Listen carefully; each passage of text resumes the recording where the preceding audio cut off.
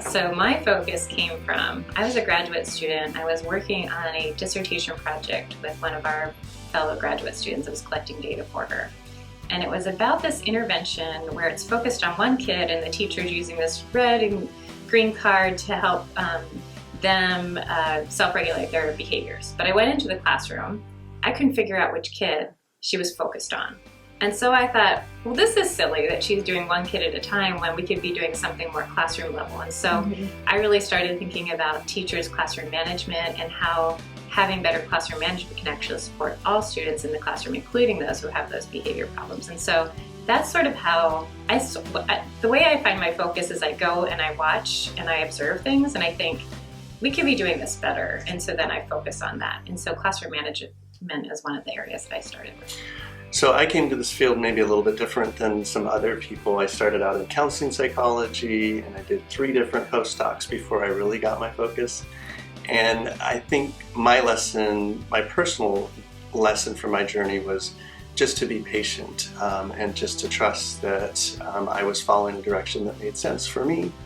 And I also really was never fully satisfied in the knowledge that I had to have the type of impact I wanted. And that's why I kept pursuing more education and more training and looking for collaborators that could fill maybe gaps in my knowledge base that would help me be even more impactful than I already was. So when I think about find my focus, I think about kind of finding what I was most passionate about as a school psychologist. And as a graduate student, that meant really being kind of soaking up every experience that I had, working on a research team, being in schools, and just taking in every moment and finding the things that when I went home at night, I continued to think about. And some of those things would be thinking about those kids that we didn't have answers for, thinking about how we would take these evidence-based practices into schools and teachers would say, there's no way I can do that.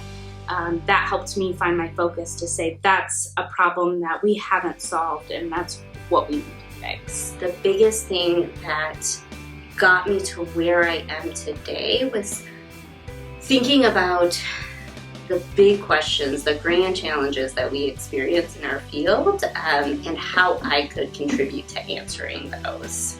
And I think working from that lens helps me, even in my everyday actions, kind of stay connected to my values and stay connected to work that I feel like is really making an impact. My role as the program director here, and my focus and my very intentional focus on that being a major part of my responsibilities here.